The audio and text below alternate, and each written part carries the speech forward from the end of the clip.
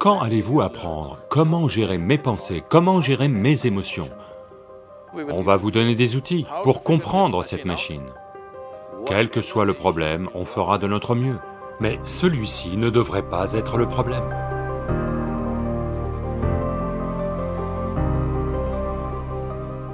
Dans la vie, il y a des périodes où nous sommes déprimés, nous nous sentons seuls.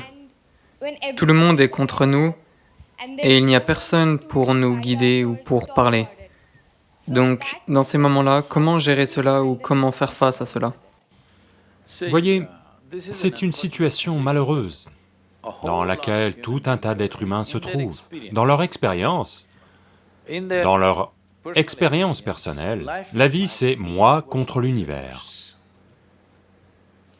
Être en compétition avec l'univers est une chose stupide.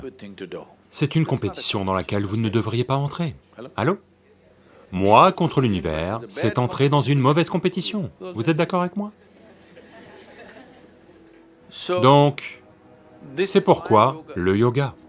Yoga ne veut pas dire contorsionner votre corps. Le mot yoga signifie union. Là maintenant, c'est moi contre l'univers.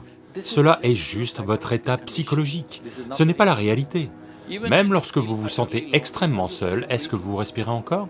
Donc vous êtes en interaction avec le monde, n'est-ce pas? Oui, il n'y a qu'avec les gens autour de vous que vous n'arrivez pas à vous entendre. Mais l'air vous va bien, la nourriture vous va bien, si elle a bon goût. L'eau vous va bien, vous avez des interactions avec le monde, n'est-ce pas? Votre existence est constamment engagée avec l'univers, mais votre mental se positionne contre l'univers. Si vous créez un état psychologique dans lequel vous êtes contre ou en compétition avec l'univers ou le cosmos, de toute évidence, vous allez vous sentir écrasé pour de petites choses. De petites choses vont vous écraser. Quand je dis de petites choses, vous avez peut-être échoué à votre examen, vous avez peut-être été renvoyé de cette université, vous avez peut-être été licencié, peut-être que quelqu'un vous a largué, peut-être que quelque chose comme ça a eu lieu. Tout ça, ce sont de petites choses entre la vie et la mort, parce que vous êtes arrivé ici sans rien, n'est-ce pas? Quand vous mourrez, il n'y a pas de service de stockage pour vous. Vous mourrez sans rien. Malgré cela, la plupart des gens ont transformé leur maison en entrepôt. La plupart des gens portent un énorme bagage sur la tête, comme s'ils portaient l'univers tout entier sur leur tête. C'est leur propre état psychologique. C'est de vos pensées et émotions que vous parlez, pas vrai? Quand allez-vous comprendre comment gérer vos pensées et émotions? Pas celles de cette personne-ci, pas celles de cette personne-là, les vôtres. Quand allez-vous apprendre comment gérer mes pensées et mes émotions? À la fin de votre vie? Le seul problème avec la vie, vraiment, c'est juste ça. La plupart des êtres humains se sont pris trop au sérieux. Ils ne comprennent pas.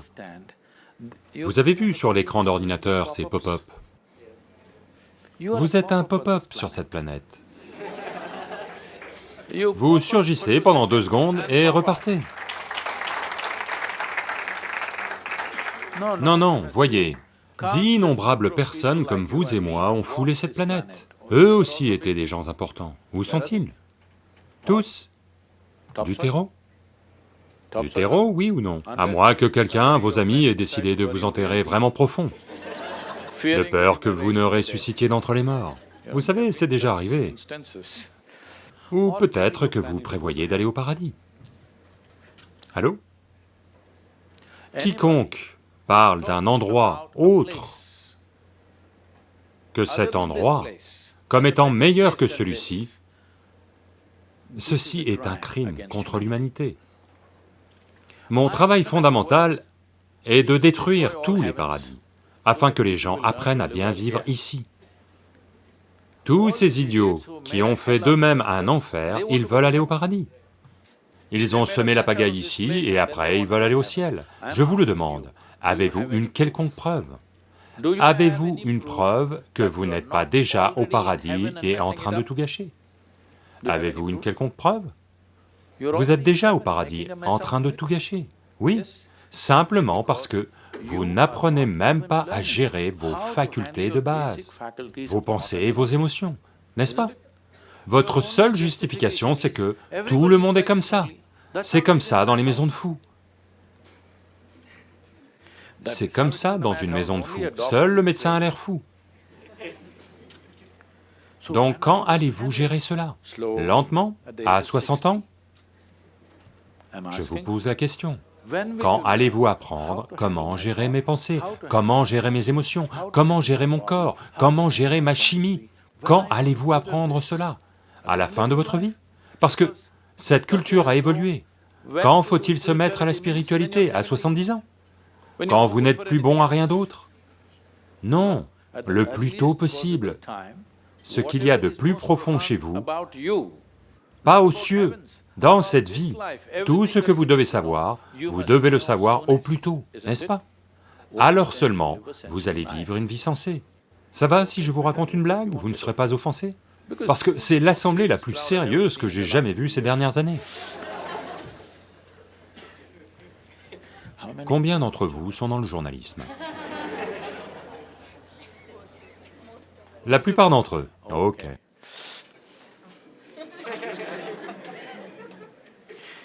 Ceci est arrivé. Shankaran Pillai, quand il était à Paris, était marié à une Française. Un jour, c'est leur anniversaire, leur premier anniversaire. Donc elle invite un groupe d'amis et elle veut cuisiner quelque chose de vraiment frais, que tout soit frais. Donc toute la matinée, elle lui fait faire le tour des marchés. Ils achètent des légumes frais, de la viande fraîche, du poulet frais, ceci, cela, tout. Puis le soir, elle dit, parce que les Français ont ces, vous savez, des escargots en apéritif. Elle lui dit, va à la plage ramasser des escargots frais. Et je vais faire des amuse-bouches pour les amis qui viennent. Donc Shankaran Pillai va à la plage et il ramasse tous les escargots et les met dans un seau. Puis il tombe sur un vieil ami, un Indien. Le courant passe et ils se mettent à parler de l'ancien temps. Il oublie tout simplement qu'il est marié. Vous savez, quand vous rencontrez de vieux amis, ça arrive. Et tous les deux vont dans un bar, et boivent quelques verres, et ça lui sort complètement de la tête. Puis il réalise, les escargots sont en train de grimper hors du seau, et tac, un escargot tombe du seau. Il réalise, oh mon Dieu, je suis censé rapporter les escargots à ma femme française. Elle attend. Donc il dit, il faut que j'y aille, et il s'en va. À ce moment-là, il était déjà très tard. Il s'en va, il sait que ça ne va pas être agréable. Donc, il arrive près de la maison et répand tous les escargots au sol, jette le seau et va frapper à la porte. La furie française arrive.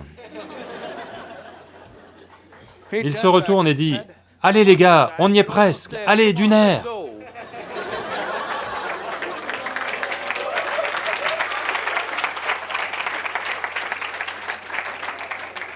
Donc, quand allez-vous ramasser vos escargots, les mettre dans les seaux et les régler?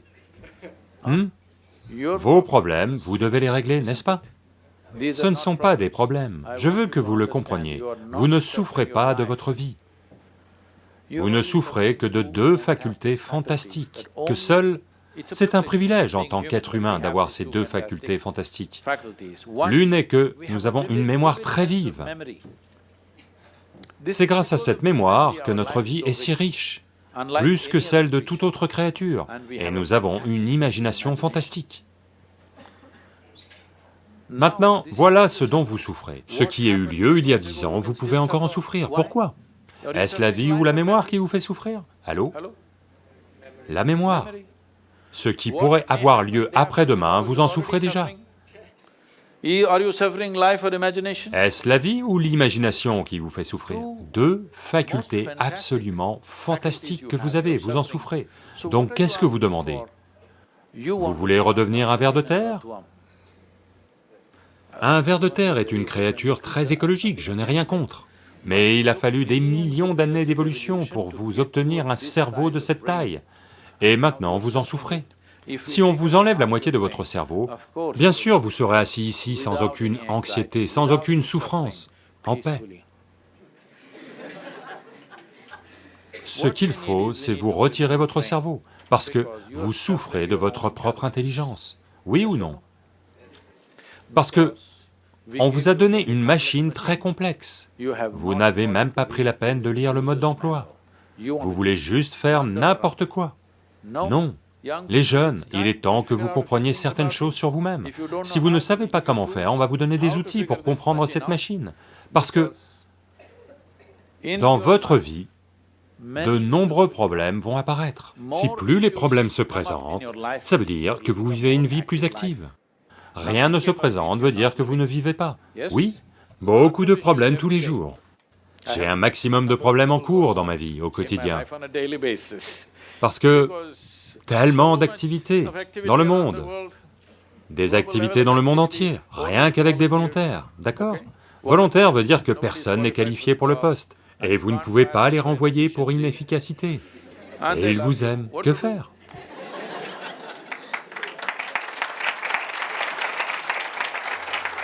Donc cette chose-là, vous devez la régler, c'est-à-dire que dans votre vie, vous n'êtes pas le problème. D'accord?